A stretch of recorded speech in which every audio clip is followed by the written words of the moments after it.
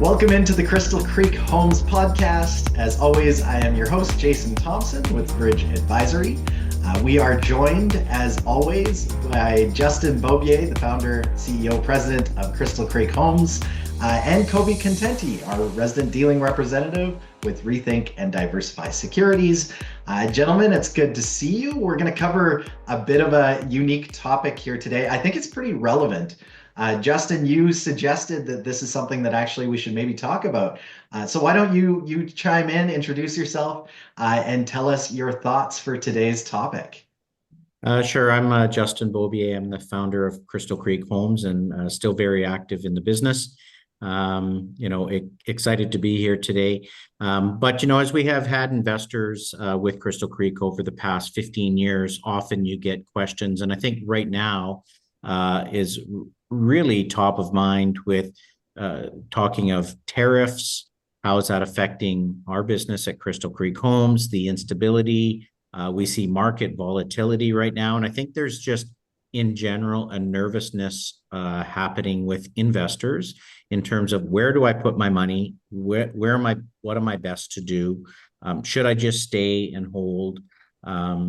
What's happening in terms of my investment at Crystal Creek with the market volatility? So those questions often come up. And I think that the reason I suggested this topic today is really to address those concerns that investors legitimately have.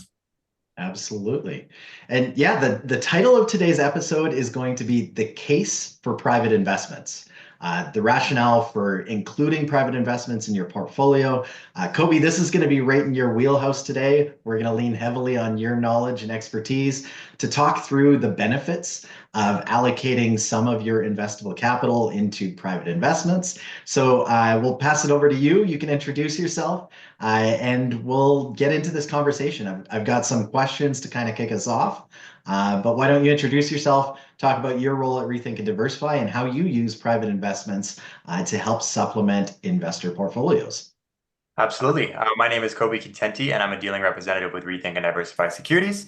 The exempt market dealer offers a suite of investment products alongside the ones at Crystal Creek Homes. And it's in the exempt market, so they're private securities. These are not ones that are listed on an exchange like your typical stock. And it provides some great opportunities for some growth or some potential alternative that aren't directly tied to the volatility of the public markets. Of course, there are going to be some factors that affect all general markets on an investment basis, but there are some differentiating factors that I think would be great to discuss. Yeah, that's awesome. I'm really looking forward to this topic. I think it's important to think about your asset allocation strategy in sort of general terms.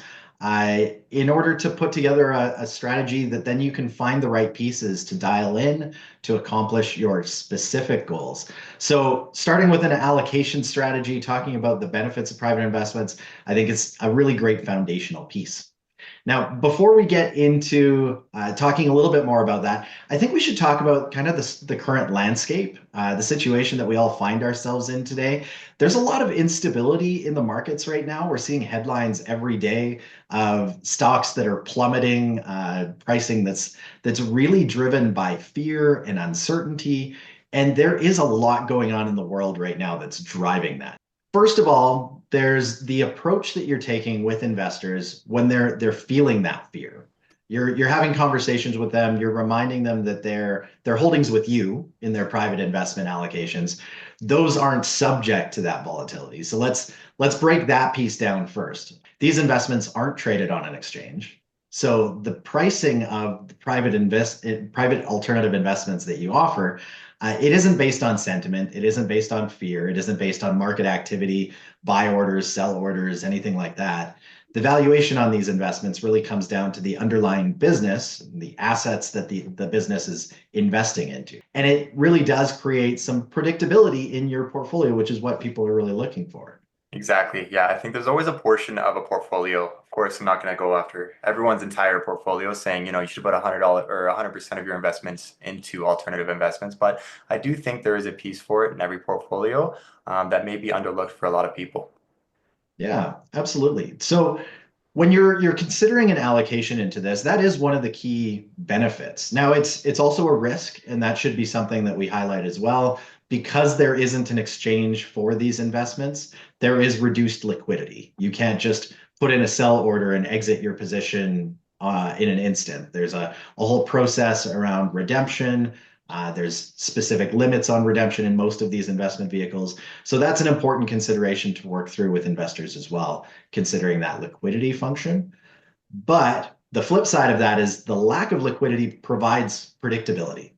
Because the pricing isn't being dictated based on what other people are doing, their fear around an investment or the decision to sell the units, that really doesn't change the value of your underlying investment with an investment like Crystal Creek. Exactly. Yeah. So that's a really nice stabilizing piece. And I think that's one of the key considerations that many investors have. Now, Justin, when you're talking directly with potential investors, you're giving updates on your company, you can really focus on just the operations itself, how well the company is doing, what your forecasts look like, what your revenues look like for the year. When you're forecasting and looking into the future, how much predictability do you have in your business on an annual basis when you're looking 12 months out, 18 months out? How much confidence do you have in the forecast that your team is putting together? I think that's one of the big benefits being a home builder. And I think, prior to being a home builder, I think if you wanted to create a bunch of check boxes on what is your ideal business, one of the things that's really nice about being a home builder and being in the home building business is that we take deposits.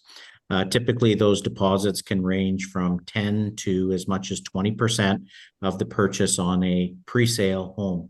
So when somebody comes in and they decide, hey, this is this is the home I like, this is the lot I like, I'm going to build $1 million house, we would take a deposit of $200,000 at that point in time. We then go through the process and we build out that product, and then the client is responsible to pay us once the contract is finalized and we've delivered the home. If they don't, the way our contracts are set up is that we get to keep that an original deposit as a liquidated damage, and then we would resell that home. By taking a larger deposit, it really protects us from people and market changes and people making a different decision. Yeah. So you're tied in to that contract. So when we go to do our forecasting, it's very, very rare that we would build out a pre-sale home and not have it close. And so it gives us incredible predictability in order to move forward and be able to give a forecast that's very, very accurate. Now, tied into that forecast, of course, we're going to have expected sales, and as well, we're going to also have expected closing. So part of our business will be building what's called a spec home, which is where you're building a home without a customer yet, hoping to get a customer in that 12-month process of during the build process that's going to work with somebody's situation. And if not, if you end up then having it finalized and finished, the question becomes now what should you do with that? So we can either turn that into our rental portfolio, or we take a look at moving that inventory. And that's a little bit where we could be a little bit maybe like a car business where we have sitting inventory on the books and we have to move it. And so often you'll see sometimes there's promotions or things like that. And that would typically be related to that spec inventory as a builder that we want to get rid of. I would say on average, our spec inventory would make up about 25% of what we do as a business. And then, of course, having backup plans always allows us to have, I guess, some comfort, if you will, in what we're doing moving forward. Yeah, absolutely. That comfort piece, I think, is a really important one. Knowing that you have your backup plans, knowing that you have the ability to take on some of these inventory assets as purpose-built rental property, that really does provide sort of a closed loop for the entire system that provides a lot more comfort, a lot more predictability to your end situation for investors. Now, Koby, I know that's a feature that you've been talking significantly with your potential investors about, and about their their ability to have that line of sight towards the end of the sales cycle, knowing that those units are available for the purpose-built rental option if necessary. How much comfort does that bring to your investors in conversations in unstable moments like this? Yeah, it's massive. I'll speak onto Zal Park Limited Partnership because that one's kind of the newest. And Crystal Creek has the plan, when they enter the sales center in May, should they not hit the mark, they have that backdrop where they do have the opportunity to begin converting some of these units into purpose-built rental. Some of these units don't start construction until many months after May, so it gives them a little bit of that flex period to kind of determine on how they're going to move forward. But no, it's massive for anybody looking there. What happens if the homes don't sell? Well, we have this backup plan and it provides a lot of comfort. Yeah, tremendous. And Justin, what have you been seeing in the rental markets recently? I know we went through a little bit of a softer period there for a while, but it seems like things have picked up again. Yeah, like Calgary in particular, absolutely spiked on the rental side of things in May of last year. And we've seen a softening of the market since May, where rental rates have come off about 10% in the Calgary market. However, we're certainly seeing some strong demand recently. And I think that comes along with the spring market, if you will. And we're seeing rates starting to go back up, and we're certainly seeing a lot of interest in the market right now on picking up rental product. That's tremendous. So knowing that we have a little bit of fluctuation that does occur in the rental market over time, that's another thing where we can kind of ride through some potential market fluctuations through that rental product side of things. You may get slightly lower rents on contracts that you execute during periods where it's a little lower, but you'll also get rents that are executed in periods where it's higher. And over time, that averages out and allows you then, as the owner of that asset, to really time your exits to match what's going on with the real estate cycle as a whole. When things are going really well, prices are high, that's an opportunity to exit some of that purpose-built rental product and capitalize off the increases, the growth that you're seeing through those cyclical events that do occur in our markets. And it also forces or allows you not to be forced to sell into markets where potentially we see some downswing. So it really does provide that stabilizing factor for the overall portfolio, knowing that you can kind of ride out the lows and take advantage of the highs that we see time after time again in the real estate cycles in our markets. Yes, I mean, call it experience in going through cyclical markets. We've certainly been in positions, I think back in 2008, I think back in 2014, 2015, where all of a sudden it almost was like there was no market to resell homes. And, unfortunately, you have to continue to lower the price and call it blow that product out. And of course, that affects investors. It affects the company. It affects everybody in a negative fashion.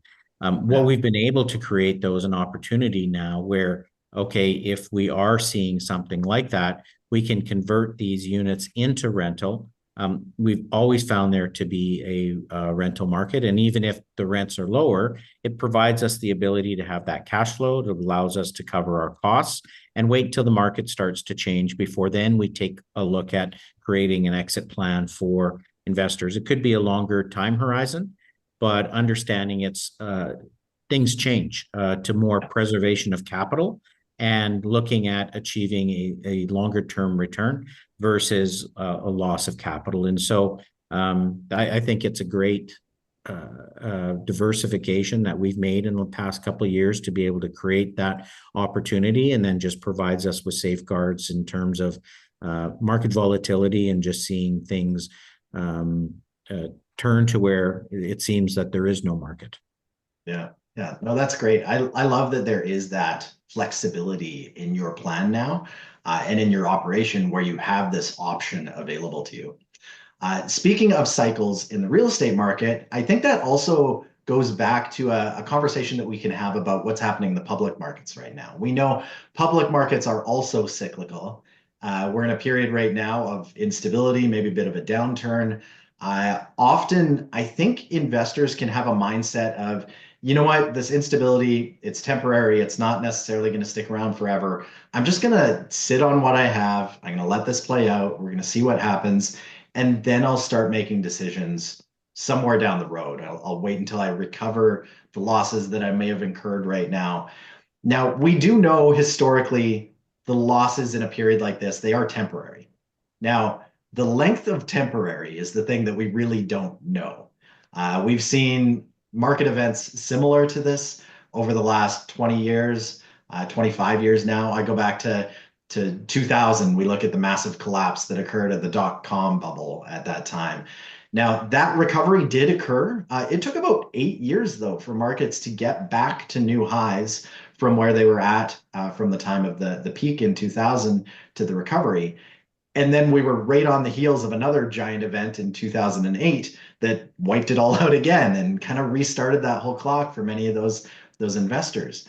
So while we do know that markets do recover, we also know that sometimes it can take a while for us to regain the losses that we've achieved. Now, I know, Koby, this is again part of the conversations that you're having with investors right now, helping them to think through their strategy and how best to move forward from volatility that we're currently seeing, maybe some losses that they've currently incurred.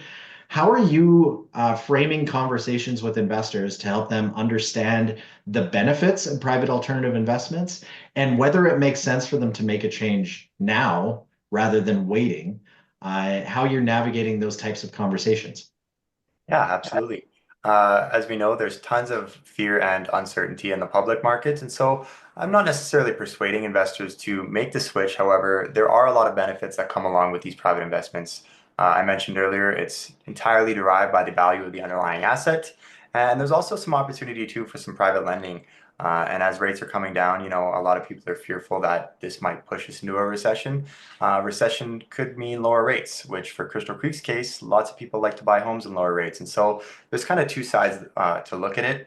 But no, I'm definitely providing the benefits that are available to people in the alternative markets and letting them know that, the high and lows that you're seeing in the public markets isn't for all financial sectors. And so there's still some opportunity to see some growth, to see some significant returns, and to make some profit. Yeah. Well, And I think it's, I think for sorry, go me ahead, as Vince. I think for me as an investor, when I see the volatility, I want to run right away to cash, Yeah. or I want to just hold on and wait until my stocks start to recover. And so I think the challenge with going to cash is you're pretty limited in what you can do it in a short-term savings account, a GIC, bonds. So there's challenges with where you're going to put that while you're waiting for things to recover. And there's always that challenge of, okay, when do I call it a day and sell this stock before it goes any lower? And I think, the challenge with it is, I think of Tesla as an example. I was an investor in a Tesla stock, and it went up to, at one point in time, around $200, and I decided to sell it. And then of course it continued to climb to 450. And I was like, beating myself up about why didn't I hold on to it? I sold at the wrong time. And, Yeah. now it's back down a few years later, back to where it was. And so, it's a real challenge when you think, okay, well, it's just going to recover, and where is it going to recover? As a company, I'm sure Tesla is still doing quite well. They're still selling cars, like nothing has happened internally, but because of that fear and that market volatility, people who had capital invested in Tesla, that's been wiped out by 50%. 50% of their Yeah. capital is gone right now from And where I, it was just, months ago. I think that speaks to why it's important to have a well-diversified portfolio, Someone like me who's got some money in the public markets, some money in the private sector. Yes, of course, my public markets are struggling right now. However, I've still got some significant gains or some gains in the private sector that are doing me well. And so it kind of lowers my overall losses in the market right now, and it creates a well-balanced portfolio. And so it definitely gives more credibility to the argument that a diversified portfolio into the private sector is definitely something people should be looking to. Yeah.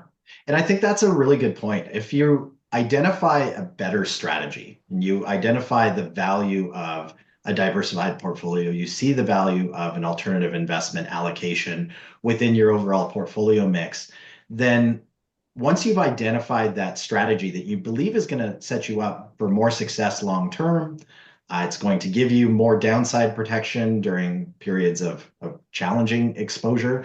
And then it's going to give you that stability, that cash flow, whatever it is you're looking for out of your allocation in the private markets. If you've identified that strategy, the best time to implement it is now, kind of regardless of what's going on in the markets, because we don't know what's coming in the public market side of things. Now, we don't necessarily know 100% of what's coming in the private market side of things either, but we do know that those investments perform differently. They don't perform to the same tune as what you see out of your public market investments. So by adding an allocation into your private allocation, you can add some differently performing investments, which can help to make that volatility less impactful on your overall portfolio.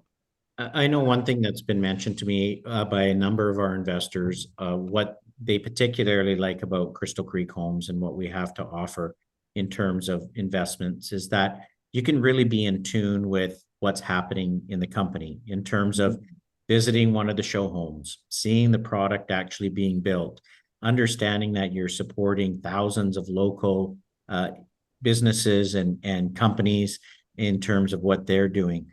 Versus there's very little control when your money is in the public markets as to what is actually happening, what is going on. There's more questions than there are answers.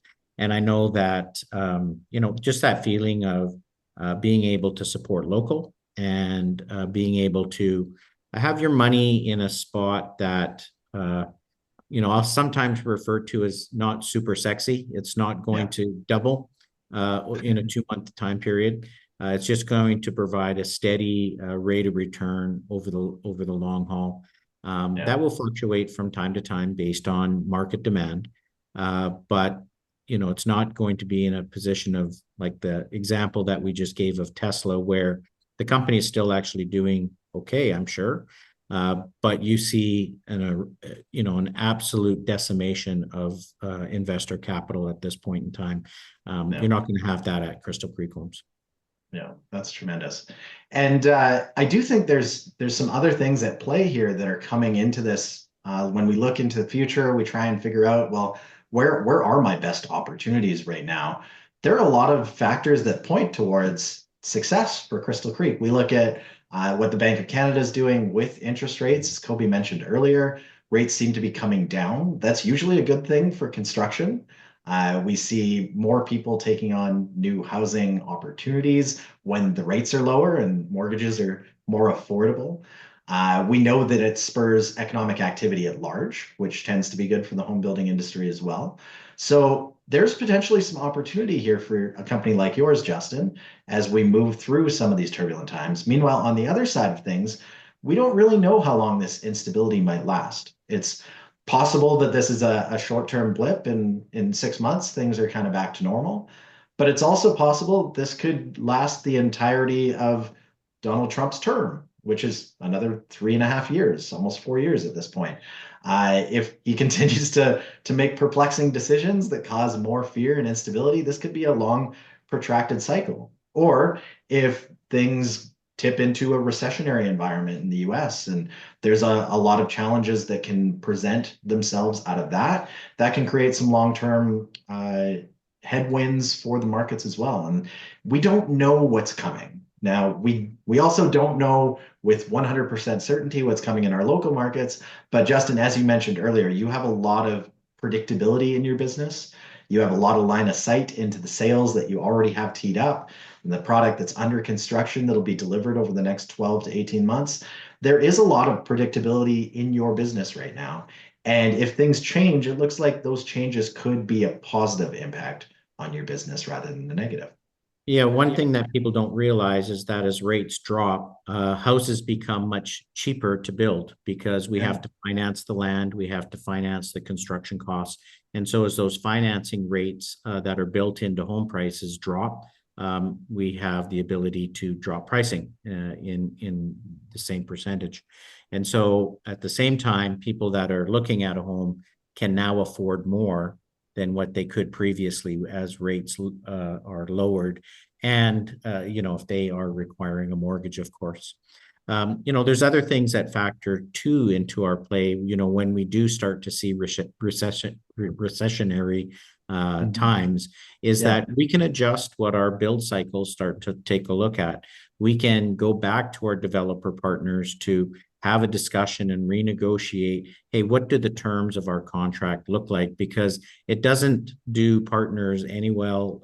It needs to be a win-win situation for both parties, because at the end of the day, our developer partners need us to move their land. And so becomes a win-win, even in recessionary times where we then have those discussions. And those discussions are already starting with the instability of what we see with tariffs, a new election on the horizon. That instability, generally speaking, means a slower sales pace for us historically. And so it allows us to start having these conversations right now that may not affect us for the next 12 to 18 months, but we're already starting to prepare for that. It's absolutely in our wheelhouse to be able to take a look and to be able to say, well, normally in a community like this, we would move through 20 lots per year. And so that's normally what our commitment is. But with the instability, we're going to move that back down to 12 as an example, just in case things happen. And if we're wrong on that in being conservative, we can always go back to our development partners and say, let's ramp things up. We've got sales coming in. We've got time. Let's bring on some more inventory. And so that's where it really works nicely in our business with what we do. Yeah. Yeah. That partnership mentality with the developers is such an important aspect to the long-term success of all of the projects that you're in. So that's a really important consideration as well. Thanks for sharing that, Justin.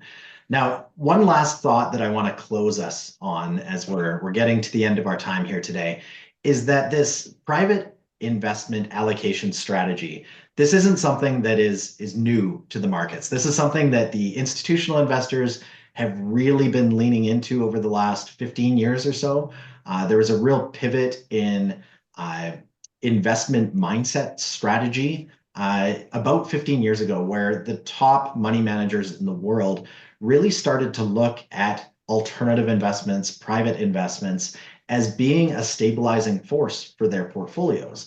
We look at a management group like the Canadian Pension Plan, for example. They made that pivot about 15 years ago now, as a result of trying to avoid public market instability. There was a lot of volatility in the markets, and the Canadian Pension Plan was looking at their obligations, saying, we have to make these pension payment obligations in periods where the market goes down. That draw on our overall investment capital becomes an insurmountable issue at a certain point. So we need to be able to find investment opportunities that provide income, that provide upside, and that don't subject the overall portfolio to the same level of instability and volatility as what we see in the public markets. And they made a significant shift. Now, it took a while. It wasn't an overnight switch, but between 2010 and now, the portfolio went from being basically a traditional asset mix, about 60% public market equities, and about 40% fixed income, bonds, treasury bills, cash positions, that sort of stuff, to today being about 60% of their portfolio is currently allocated into real assets and private equity investment opportunities. So that's a huge shift. And the primary reason for it was to avoid volatility and avoid instability. So when we're considering our own investment strategies, our own investment thesis, we're trying to figure out, well, what works best for me? Maybe we should look to emulate what some of the largest, smartest institutional asset managers in the world have been doing, and look at a strategy that maybe reduces our exposure to the public market volatility that we're currently seeing. So if that's something that resonates with you and you want more information about, you want to consider your own individual personal situation, Koby, you're our local representative, our resident expert in helping to put together portfolios that can maybe be a little bit more resilient. So definitely reach out to Koby. Koby, do you have any final thoughts that you want to share with us as far as how people can connect with you and how you kind of approach those individual situations? Yeah, from some of the people who have reached out through actually seeing this podcast, they weren't necessarily aware differentiating factors between the exempt market and the public volatility or the public securities and the volatility how they're not directly correlated. And so the conversations have been quite strong, saying they didn't even know that opportunities like this were available to them. And so there's been a bit of education on that factor, but so far conversations have been fantastic. And I think there's definitely an argument that if you haven't looked at this opportunity or opportunities like these, now is the time. Tremendous. And Justin, do you have any final thoughts? I know you have a ton of confidence in your own company, your abilities, and the market that you're in. I know there's a lot of really strong factors, a lot of tailwinds behind the company right now that are making it an exciting time to be at the head of Crystal Creek. Do you have any final thoughts that you want to share with the audience today? Sure. I would just say, from an investor perspective, some of our larger investors have reached out to me personally to say, what's going on? What's happening? I'm nervous, these sorts of things. And, coming away from the conversation, really, really feeling good about where we're at as a company, the stability of their investment, that nothing's really changed with what you're hearing in the news and the market and those sorts of things. And so I think it just gives people a little bit of calm if they're invested into our type of fund that we offer, because it just takes away that fear of, what happens if there's a big sell-off? What happens this? What happens that? All of that is really taken care of. And I think, again, I'll just kind of bring it back to the point of, what we offer is not something where you're going to double your money. It's for investors that are looking at, strong returns over the long haul and that are just going to be consistent year over year, and something that they can count on. And I think, that combined with the fact that it's local and people can get a sense of what does the sales pace look like, how is the company doing, those sorts of things. It's just very much different and gives investors more control over what their money is doing and how it is helping to perform in the economy. So, if you're looking for something to ease some of your pain and with what you're experiencing right now in the news, I think we're a great investment alternative. Yeah, tremendous. I think at the end of the day, it all comes down to diversification. And what diversification really means, it's not just owning a bunch of different public market stocks, it's owning investments that truly perform independently of one another with different drivers behind their investment performance. And the private markets, private alternative investment opportunities really give you a strong tool in helping to identify some of those opportunities that perform and act differently than what you might already have. So if you're looking for a way to add some stability to your portfolio, definitely give Koby a call, have a chat about your personal situation and whether this or some of the other opportunities on Rethink and Diversify shelf might be a good fit for you. So with that, we'll wrap it up. Thank you both so much. This is a great conversation, a timely conversation. I hope our audience finds it valuable and helpful. If you did find value in this, as always, please like, subscribe, do all the good things so that you can find us again in 2 weeks when we come back for another episode of the Crystal Creek Homes podcast. Thank you so much, everyone. Have a wonderful week. We'll see you in 2 weeks. Awesome. Thank you very much, guys. We'll talk to you later. Thank you for attending. Bye-bye.